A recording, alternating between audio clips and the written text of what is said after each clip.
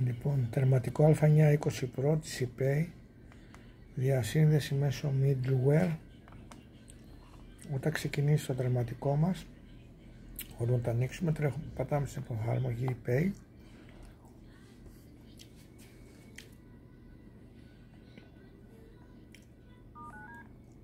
Έχετε στην αρχική εικόνα. Από εδώ πέρα μπορούμε να κάνουμε ένα τεστ επικοινωνίας.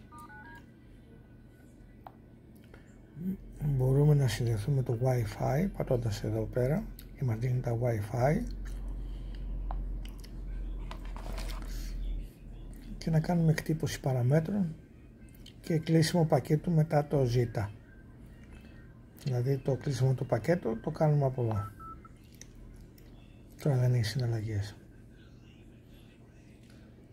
Προσέχουμε πάντα πριν κόψουμε μια απόδειξη από την ταμιακή,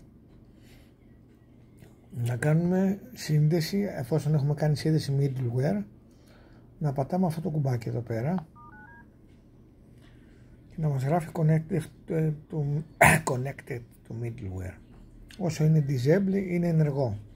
Πάντα πριν από κάθε συναλλαγή και πάντα πριν από κάθε ζήτα. Κάτι άλλο δεν έχουμε να προσέξουμε. Καλό είναι μετά το ζήτα που θα βγάλουμε στη μηχανή να κόβουμε και πακέτο από εδώ. Αυτά.